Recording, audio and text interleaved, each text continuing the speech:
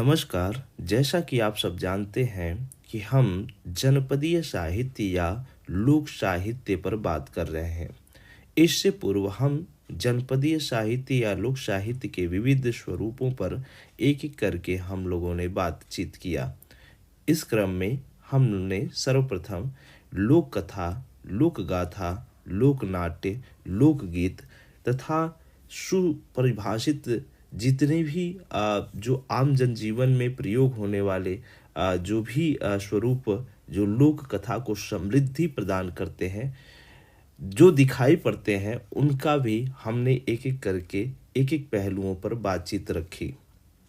आज हम जनपदीय साहित्य में जो बोली आती है, जिसको हम जनपदीय बोली भी कहते हैं, उस पर बात करने के लिए आप सबके समक्ष उपस्थित हुए हैं और इस अध्याय के अंतर्गत हम यह देखने की कोशिश करेंगे कि भाषा के उस विस्तृत क्षेत्र को कहीं न कहीं सीमित दायरे के अंदर प्रयोग करने वाली वो बोली किस तरीके से अपनी मानकता रखती है और किस तरीके से लोक साहित्य के स्वरूप को परिभाषित परिसंस्कृत तथा सारगर्भित करने में अपनी महती भूमिका निभाती हुई दिखाई पड़ती है। इससे पहले हम लोगों ने भाषा को परिभाषित करते हुए यह जाना कि भाषा एक ऐसी सार्थक ध्वनि शब्द समूह है जिसकी सहायता से मनुष्य अपने भावों को प्रकट करता है। अर्थात मनुष्य के अंदर जो भी कुलबुलाहट होती है, किसी दृश्य को देखकर, किसी घटना को देखकर या किसी कठोर ध्वनि को सुनकर जो भी परेशानी, जो भी विचारधारा, जो भी सोच जैसे उसके अंदर कुलबुलाहट का स्वरूप लेती है, वह कहीं न कहीं उसे अभिव्यक्त करने की कोशिश करती है। जब अभिव्यक्ति की वह स्थिति उत्पन्न होती है, तो वहाँ पर वह एक माध्यम या एक स्वरूप को स्थापित करता है, जो माध्यम अपनाता है अपने अंदर के भावों को व्यक्त करने के लिए, वो कहीं न कहीं भाषा या बोली होती है। अर्थात भाषा या बोली का ही सहारा लेकर मनुष्य अपने मन के भावों या विचारों को एक दूसरे तक पहुंचाता है तथा दूसरे के कहे हुए भाव और विचार को वह स्वयं ग्रहण करता है। तो इस तरीके से जो बोली या भाषा होती है, वह एक दूसरे के हाव भाव या उनके अंतर्मुखी या अंतर चलने वाले हाव भाव या विचारों को व्यक्त करने का माध्यम बनता है। भाषा का प्रसार क्षेत्र विस्तृत होता है, किंतु बोली का प्रयोग क्षेत्रीय स्तर पर किया जाता है। कहने का तात्पर्य यह है कि जो भाषा होती है वह व्यापक स्तर पर बोली जाती है, लेकिन बोली एक सीमित दायरे में व्यक्त की जाती है, छोटे दायरे में बोली जाती है। यही कारण है कि भाषा के जिस रूप का प्रयोग किसी छोटे क्षेत्र में बोलने के लिए किया जाता है, उसे ही लगभग बोली कह दिया जाता है। भाषा का उपयोग सामान्यतः साहित्यिक रूप में, व्यापारिक रूप में, वैज्ञानिक रूप में, सामाजिक तथा प्रशासनिक रूपों में औपचारिक कार्यों के हेतु किया जाता रहा है, जबकि बोली का क्षेत्र इतना व्यापक नहीं होता, इसीलिए यह औपचारिक कार्यों में इसका प्रयोग नहीं दिखाई पड़ता, बल्कि इसका प्रयोग दैनंदिन क्रियाकलापों में ज़्यादातर देखने को मिलता है।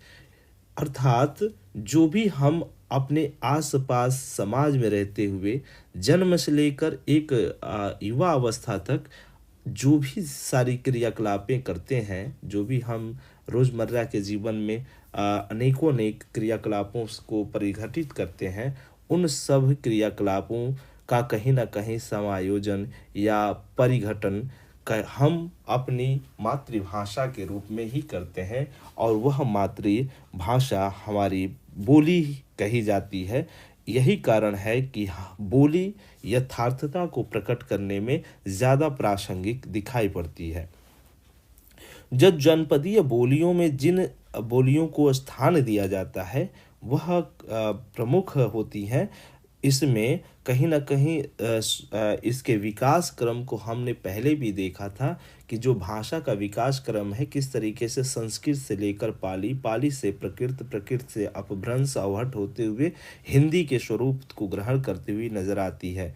हमने यह भी देखने की कोशिश किया था कि किस तरीके से जो प्रकृत है उससे पहले पाली से वह सारी स्थिति प्रकट होने लगी थी और प्रकृति तक आते-आते वो बात स्पष्ट होकर पुनः अपभ्रंश तक वो पूर्णतः अपने स्वरूप को प्रदर्शित करने लगी थी। कहने का तात्पर्य यह है कि वह स्तरीय यानी क्षेत्र स्तर पे जितनी भी भाषाएँ थीं जो अपना एक मानक रूप ले रही थी, अपने मानकीय साहित्यिक स्वरूपों को कहीं न कहीं व्यक्त कर रही थी, वो दिखाई पड़ने लगती है। उसी के आधार पर हम यहाँ ये जनपदीय बोलियों का विकास हम एक-एक करके समझने की कोशिश कर रहे हैं या कर सकते हैं। जनपदीय बोलियों के सामान्य परिचय में हम यह देखने की कोशिश करते हैं कि किस तरीके से जो बोलियां हैं वह अपने स्वरूप को निर्मित करते हुए दिखाई पड़ती हैं। तो हम इससे पूर्व यह देख चुके हैं कि भाषा के विकास क्रम में भाषा का जो स्वरूप निर्मित आज वर्तमान स्थिति में दिखाई पड़ता है, जिसमें आज हम हिंदी को धड़ल्ले से इस्तेमाल करते हैं, वह हिंदी तक के क्रम में बनने में जो उससे पूर्व की भाषाएं रही हैं, वो किस तरीके से दिखाई पड़ती हैं तथा किस तरीके से वो बोलियों के अपने समूह को इकट्ठा करते हुए समृद्ध बनती नज़र आती हैं। उसी को हम यहाँ पर पढ़ते हैं और जानने की कोशिश करते हैं।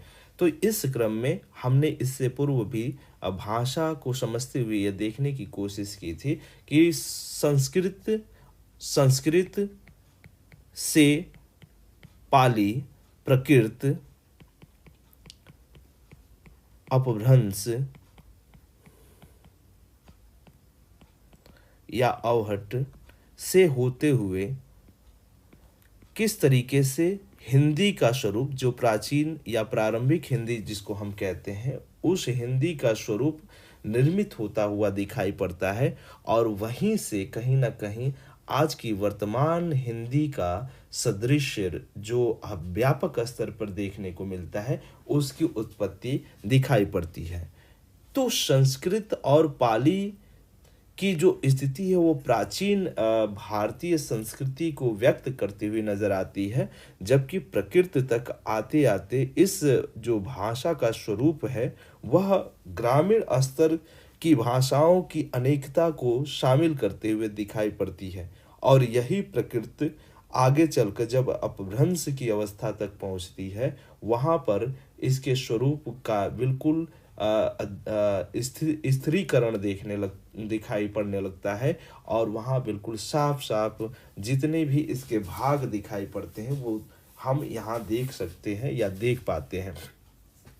चूँकि जो प्रकृत भाषा है उस वहीं से हम यह देख पाते हैं कि शौरसेनी, मागधी, अर्धमागधी, पैशाची, मराठी इस तरह की जो भी भाषाओं का जो सामंजस्य या एक व्यापक रूप देखने को मिलता है, वो हमें यहाँ दिखाई पड़ने लगता है। लेकिन अपभ्रंश और अवहट तक आते-आते इन जो स्तरीय बोलियाँ हैं, जो क्षेत्रीय बोलियाँ हैं, वो भाषा के उस मानकता को तय करती हुई दिखाई पड़ती हैं, जो वर्तमान प्रारंभिक हिंदी से होते हुए जो वर्तमान हिंदी की स्थिति है, वो उन स्थितियों को कहीं न कहीं तय करने, उन स्थितियों को प्रदान करने में अपनी महती भूमिका निभाती हुई दिखाई पड़ती है। तो अपभ्रंश की स्थिति में यदि हम भाषा या उपभाषा के समूह को देखें, तो 5 प्रकार की उपभाषाएँ हमें देखने को मिलती हैं, जिसमें कहीं न कहीं शौरसेनी अपभ्रंश, मागधी अपभ्रंश, अर्धमागधी अपभ्रंश, इनसे कहीं न कहीं इसका विकास दिखता है। तो शौरसेनी अपभ्रंश से पश्चिमी हिंदी, राजस्थानी हिंदी और पहाड़ी हिंदी का स्वरूप हमें दिखाई पड़ता है। इसको हम पहले के पूर्व की जो क्लास हुई है भाषा की, उसमें हम बखूबी देख चुके हैं। इसके अतिरिक्त जो मागधी अपभ्रंश है, मागधी अपभ्रंश से बिहारी जो हिंदी है उसका विकास हम देखते हैं, और अर्ध मागधी अपभ्रंश से पूर्वी हिंदी का विकास हम देख पाते हैं। अब ये पश्चिमी हिंदी, पूर्वी हिंदी, बिहारी हिंदी, पहाड़ी हिंदी और राजस्थानी हिंदी, ये 5 उपभाषाएं मानी गई हैं, और इन्हीं 5 उपभाषाओं से जो 18 प्रकार की बोलियां निर्मित हुई हैं, उन्हीं बोलियों का सादृश्य हम आगे जो जनपदीय साहित्य के रूप में पढ़ेंगे या देखेंगे, वो हो पाता है। यहीं से उसका मानक या यहीं से उसका स्वरूप हमें दिखाई पड़ता है। तो पश्चिमी हिंदी से जिन बोलियों का कहीं ना कहीं सृजन हम देख पाते हैं या सृजन होता हुआ दिखाई पड़ता है, उनमें खड़ी बोली, ब्रज भाषा, हरियाणवी, कन्नौजी और निमाड़ी, इन बोलियों का कहीं ना कहीं स्वरूप हम पश्चिमी हिंदी से निर्मित होते हुए देख पाते हैं। वहीं पूर्वी हिंदी में, पूर्वी हिंदी चूंकि ये पूर्वांचल के ही कहीं ना कहीं क्षेत्रों से निर्मित है, लेकिन उत्तर भारत के जो अधिकतर भाग हैं, जो यूपी के क्षेत्रों में अधिक दिखाई पड़ते हैं, उनको समेटे हुए इसका कहीं ना कहीं स्वरूप दिखाई पड़ता है। यहाँ बोली जाने वाली बोलियों का एक मानक यहाँ देखने को मिलता है। इसके अंतर्गत अवधी, बघेली और छत्तीसगढ़ी को शामिल किया जाता है। ये बोलियां यहाँ से कहीं ना कहीं सृजित हुई हैं, दिखाई पड़ी हैं। उसी प्रकार से बिहारी हिंदी के अंतर्गत मैथिली, मगही और भोजपुरी का कहीं ना कहीं स्वरूप निर्मित हुआ है। ये बोलियां इस उपभाषा के अंतर्गत रखी जाती है, क्योंकि इसका सृजन इन्हीं उपबोलियों के, जो बिहारी हिंदी या पूर्वोत्तर हिंदी कहीं ना कहीं दिखाई पड़ती है, वहाँ से इसका सृजन होता हुआ दिखाई पड़ता है।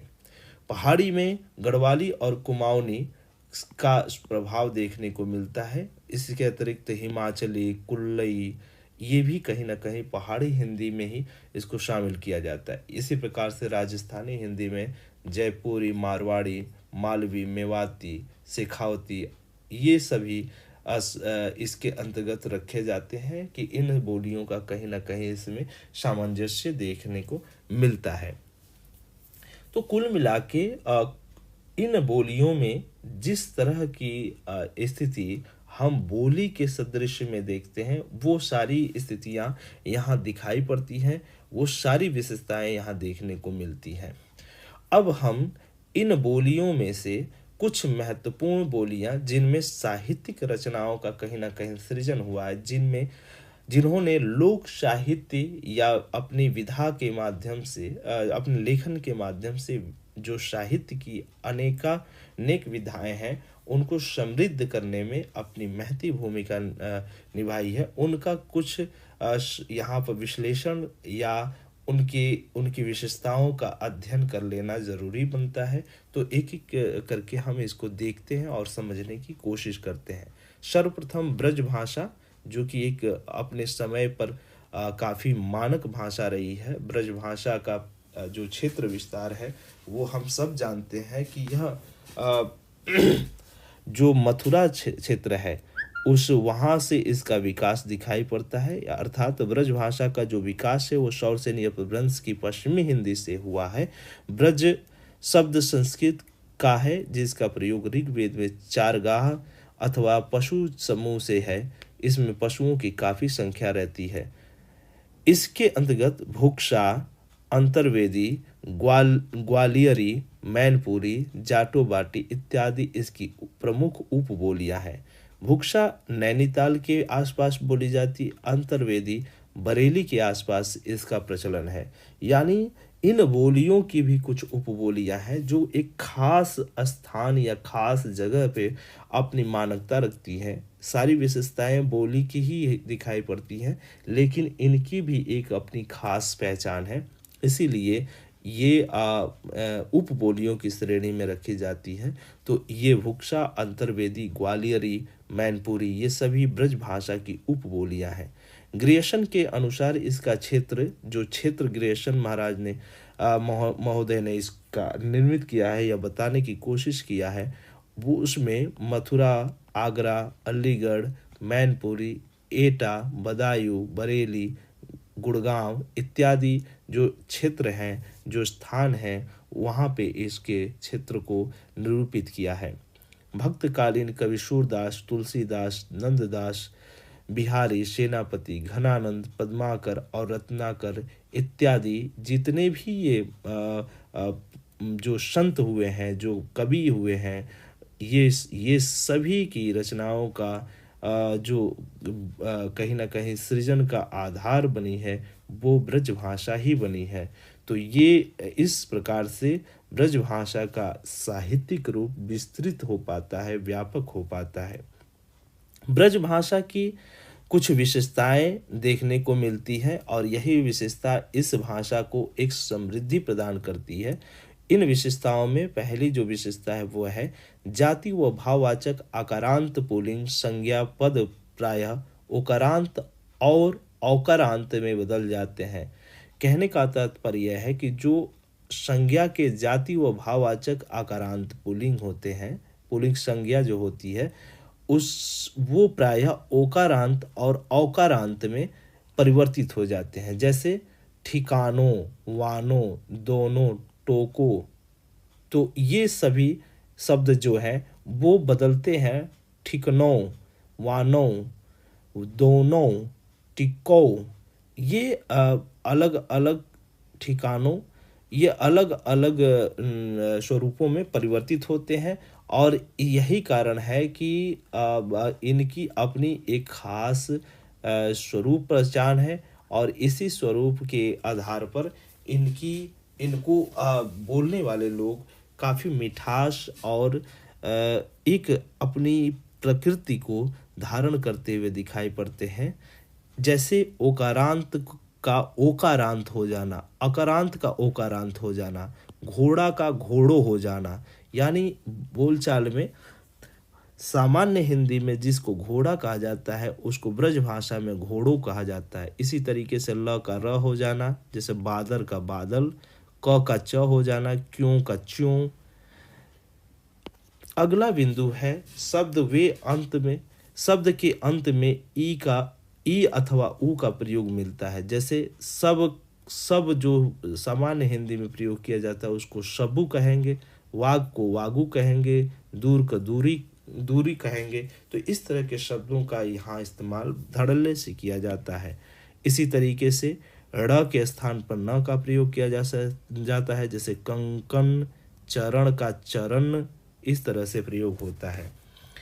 इसके बाद जो सर्वनाम होता है, सर्वनाम में हो, हाँ, तुम्हारो, तिहारो का प्रयोग मिलता है।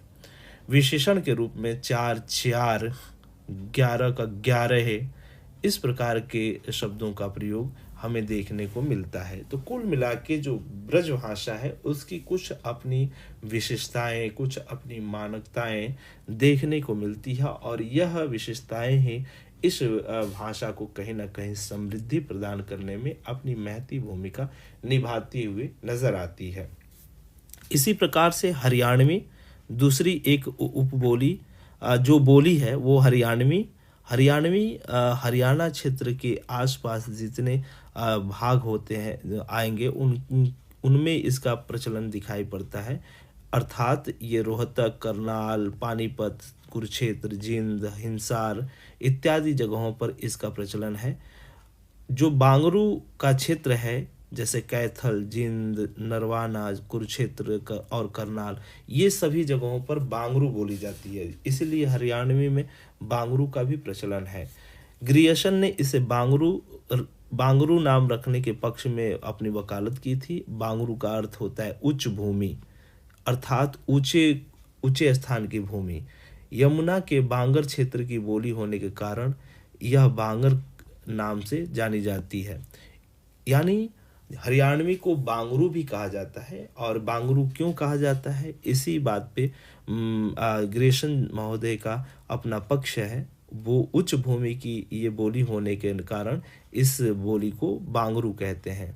तो इस बांगरू या हरियाणवी बोली में एक खास पहचान या खास मिठास देखने को मिलती है और कड़वापन की स्थिति भी देखने को मिलती है। यही इसकी अपनी एक खास मौलिकता या खास पहचान को कहीं ना कहीं परिभाषित करती है। हरियाणवी जो बोली होती है, इसका जो विकास हुआ है वो शौरसेनी अपभ्रंश से ही हुआ है। इसे पश्चिमी हिंदी के अंतर्गत रखा जाता है। हरियाणवी में लोक साहित्य रचे गए हैं। बहुत सारे लोक साहित्यों का सृजन हरियाणवी बोली में किया गया है। हरियाणवी बोली की जो विशेषताएं हमें देखने को मिलती है वो इस प्रकार हैं। जैसे हरियाणवी में महाप्राण के स्थान पर अल्प प्राण का प्रयोग होता है। जैसे हाथ का हाथ हो जाएगा, हाथ नहीं कहते हैं, हाथ कहते हैं। महाप्राण हम सब जानते हैं कि प्रत्येक वर्ण का दूसरा और चौथा वर्ण महाप्राण ध्वनियों में शामिल किया जाता है, जबकि अल्प प्राण में जो प्रत्येक वर्ग के जो वर्ण आते हैं, जैसे क, ख, ग, घ, अंग, प्रत्येक वर्ग में 5 वर्ण आते हैं। तो इस तरीके से इसके अंतर्गत जो दूसरा है ख और चौथा घ, इस वर्ण को शामिल किया जाता है, जबकि अल्प प्राण में पहले अर्थात क, तीसरे ग और अंग, जो अंग होता है उसको शामिल किया जाता है। तो इस तरीके से इनका प्रयोग इस हरियाणवी में महाप्राण जो ध्वनियाँ होती हैं उनके स्थान पर अल्प प्राण का प्रयोग होता है। तो जैसे हमने एक उदाहरण भी देकर आपको समझाया, न के स्थान पर ड़ का प्रयोग होता है। जैसे पानी न कहकर पानी कहा जाता है, किसान न कहकर किसान कहा जाता है। सर्वनाम में मैं, मन्ने, इस तरह के शब्दों का प्रयोग दिखाई पड़ता है। सहायक क्रिया के रूप में सु, सा, से का प्रयोग मिलता है। क्रिया विशेषण के रूप में अड़े, उरे, कीब, जिब, इस तरह के शब्दों का ज़्यादातर प्रचलन देखने को मिलता है। बांगरू में दीर्घ कंपन का प्रयोग हमें दिखाई पड़ता है। सांग रागनी हरियाणा का प्रसिद्ध लोकगीत है, जिस लोकगीत को हम लोक साहित्य के अंतर्गत पढ़ रहे थे। तो और इसे हमने देखा भी, जो सांग है वो हरियाणा का लोक प्रसिद्ध गीत है। तो यहाँ पर जो हरियाणवी बोली है वहाँ पर इसका प्रचलन काफ़ी है, इसीलिए हमें इसको यहाँ बताना जरूरी समझ में आया, इसलिए इसका जिक्र भी हमने किया। अवधी, अब तीसरी जो बोली है उस अवधी, उसका हम एक तरह से स्वरूप देख लेते हैं। इसका विकास कैसे हुआ है, इसका स्थान बोलने का कहाँ कहाँ है, तथा इसमें जो रचनाएं की गई हैं वो किस तरीके से हुई हैं और किन किन रचनाकारों ने इस बोली या इस भाषा को समृद्धि प्रदान किया है, उसको हम देख लेते हैं। चूँकि अवधी का विकास अर्धमागधी अपभ्रंश से हुआ है, ये हम सब जानते हैं। अवधी का क्षेत्र अयोध्या है। अवधी में कुछ विद्वान कौशली, पूर्वी, उत्तराखंडी तथा वैशवाड़ी कहने के पक्ष में है। यानी अवधी को बहुत सारे विद्वान अवधी न मानकर उसे कौशली मानने, पूर्वी उत्तराखंडी मानने तथा वैशवाड़ी कहने के पक्ष में ज़्यादा दिखाई पड़ते हैं। यह अर्धमागधी से विकसित कोली अपभ्रंश के पूर्वी हिंदी की एक प्रमुख बोली है। कौशली, वैशवाड़ी, पूर्विया, मिर्जापुरी, बनौधी आदि इसकी उपबोलियां हैं। ये बहुत महत्वपूर्ण है क्योंकि इन उपबोलियों के ही समृद्धपन से ही अवधी का विकास हुआ है। अवधी अपने आप में एक व्यापक बोली के रूप में दिखाई पड़ती है। अवधी उत्तर प्रदेश के लखीमपुर खीरी, गोंडा, जो गोंडा है वहाँ, बहराइच, अयोध्या, फैजाबाद, लखनऊ, उन्नाव, बस्ती, रायबरेली है, सुल्तानपुर है, प्रतापगढ़ है, फतेहपुर, इलाहाबाद इत्यादि स्थानों पर इसका कहीं न कहीं बोलचाल में प्रयोग किया जाता रहा है। हिंदी के प्रेमाश्रयी शाखा के सभी कवि लगभग जितने कवि प्रेमाश्रयी शाखा के दिखाई पड़ते हैं, जिनको सूफी साहित्य के कवि कहा जाता है, वो अवधी भाषा का ही प्रयोग लगभग करते हैं। इसके अतिरिक्त जायसी, मंझन, जो भी मतलब सूफी कवि हैं, ये तो करते ही करते हैं। साथ ही साथ तुलसी दास हैं, अग्रदास हैं, हृदय राम जो राम काव्य के साहित्यकार हैं। तो ये लोग भी कहीं ना कहीं इसका प्रचलन अपने साहित्यों में करते हुए दिखाई पड़ते हैं। तुलसीदास तो इसके बड़े ही पुरोधा हैं। इनका महत्वपूर्ण ग्रंथ रामचरितमानस इसी भाषा में रचित पाया जाता है। अवधि की जो विशेषता हम देख पाते हैं वह निम्न है। इसमें वो अकारांत की प्रधानता होती है, जैसे छोट, बड़, नीक, गोर, सांवर, इस तरह के शब्दों का कहीं ना कहीं प्रचलन हम देख पाते हैं, यानी अकारांत की प्रधानता। यहाँ वह के स्थान पर यू का प्रयोग होता है, जैसे वहाँ का ऊहाँ, उही, उन्हीं, इस तरह के शब्दों का प्रयोग हम देख पाते हैं। ए और औ संयुक्ताक्षर यहाँ क्रमशः ऐ तथा औ में दिखाई पड़ते हैं, जैसे कैसा, पैसा, और। ए को ए तथा ओ के ह्रस्व और दीर्घ रूप का प्रयोग यहाँ पर होता है।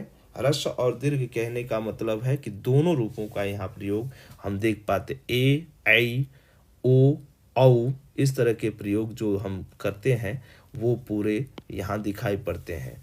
श और स के स्थान पर स का प्रयोग मिलता है। ल का के स्थान पर र का प्रयोग, जैसे बादल का बादर। ड़ के स्थान पर न का, य के स्थान पर ज का प्रयोग, जैसे सुयग, सुजस।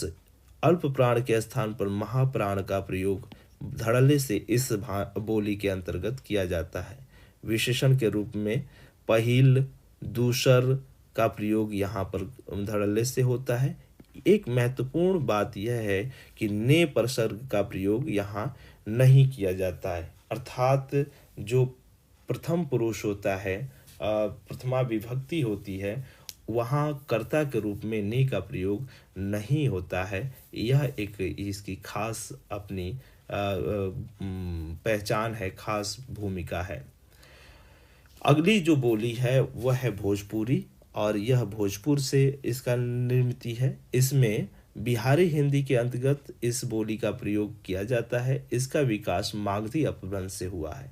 बिहार के शाहाबाद जिले के भोजपुर नामक कस्बे के आधार पर इसे भोजपुरी कहा गया जाता है। भोजपुरी का क्षेत्र आरा, बलिया, छपरा, सिवान, आजमगढ़, बनारस, गाजीपुर, गोरखपुर इत्यादि जगहों पर इस बोली का प्रयोग दिखाई पड़ता है। वहाँ पर जो भी लोग इस बोली को अपने दैनंदिन क्रियाकलापों में बोलते हुए या अभिव्यक्त करते हुए दिखाई पड़ते हैं। इसमें जो जिन उपबोलियों को शामिल किया जाता है उसमें नगपुरिया, सोनापरी, छपरहिया, खरवारी, बैगरी, बनारसी इत्यादि ये सभी इसकी उपबोलियां हैं। भोजपुरी में लोक साहित्य की रचना लगभग हुई है, जिसमें भिखारी ठाकुर का विदेशिया प्रमुख है। भोजपुरी की जो विशेषताएं दिखाई पड़ती हैं, उन विशेषताओं में कुछ विशेषताएं हम यहाँ देख सकते हैं। एक है अल्प प्राण के स्थान पर महाप्राण का प्रयोग, जैसे पेड़ के जगह पर फेड़।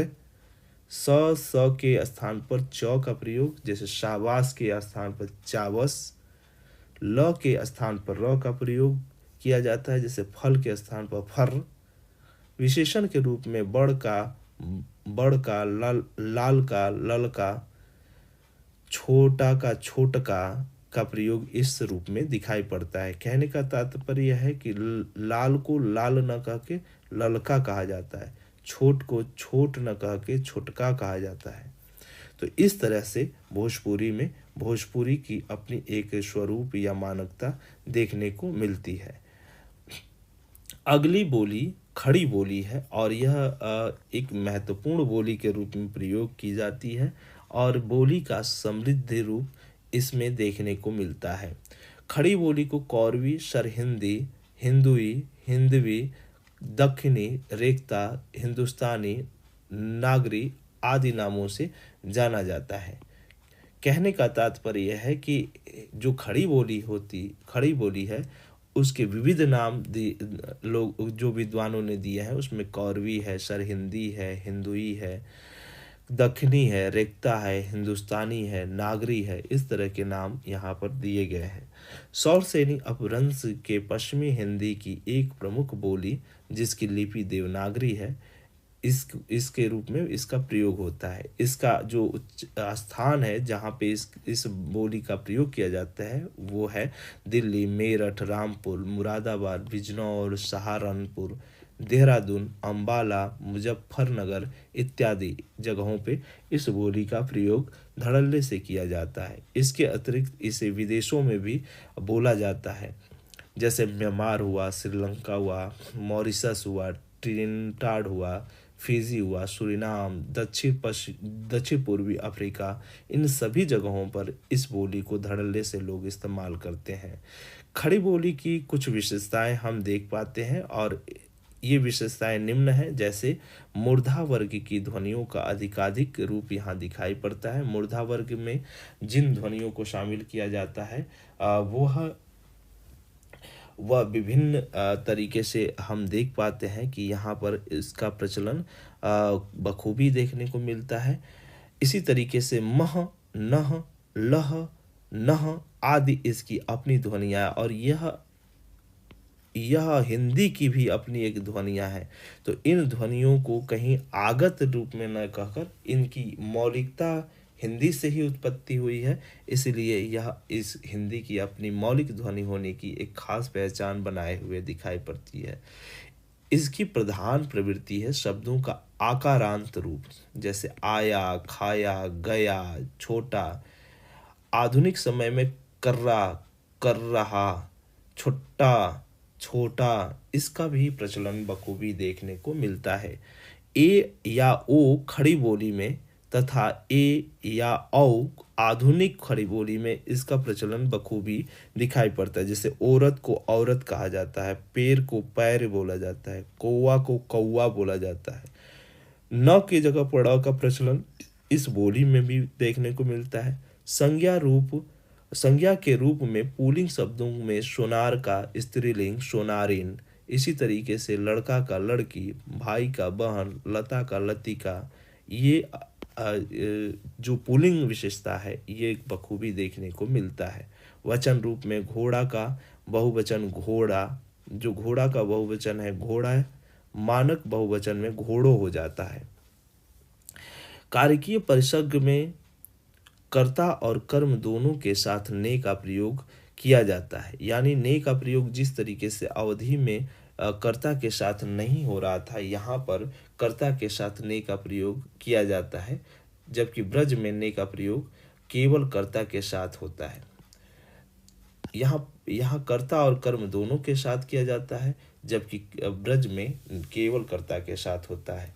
कर्म में को, संबंध में का, के, की, अधिकरण में इस तरह के पदों पर अलग अलग जगह जो कारक विभक्तियां होती हैं उनका भी प्रयोग यहाँ पर दिखाई पड़ता है, जो इस बोली को कहीं ना कहीं व्यापक स्वरूप प्रदान करने में अपनी महती भूमिका निभाती हैं। इसके अतिरिक्त कारकीय विभक्तियों के रूप में वाक्य में आने वाले जितने भी कारक होते हैं, यदि संज्ञा के रूप में आते हैं तो वे विश्लिष्ट कारक, तथा जब कर्ता के सर्वनाम के रूप में आते हैं तो वो संश्लिष्ट कारक होते हैं। जैसे राम ने, तो राम ने, और अगर ये कर्ता कारक है, कर्ता का संश्लिष्ट रूप यानी विश्लिष्ट रूप, क्योंकि यह अलगाव है, यह एक दूसरे से अलग है। जो कर्ता रूप है, जो कर्ता की पहचान है, वह राम से अलग है, लेकिन जब हम उसमें यानी उसमें में जुड़ा हुआ है, और इसलिए यहाँ पर जो सर्वनाम के साथ जो स्थिति बन रही है वो संश्लिष्ट है, यानी संश्लिष्ट रूप में दिखाई पड़ती है। तो इस तरीके से इसकी अपनी एक खास पहचान है और खास व्याकरणिक अपनी एक रूपरेखा है। तो इस प्रकार से जो बोलियों का, जनपदीय बोलियों का जो एक क्षेत्र विस्तार है वह हम बखूबी देख पाते हैं और समझ पाते हैं, और इसी रूप में हम इसकी एक अपनी पहचान यहाँ पर द्रष्टव्य कर पाते हैं। तो इस तरीके से हम लोगों ने जनपदीय बोलियों के विविध रूपों और विविध पक्षों को एक-एक करके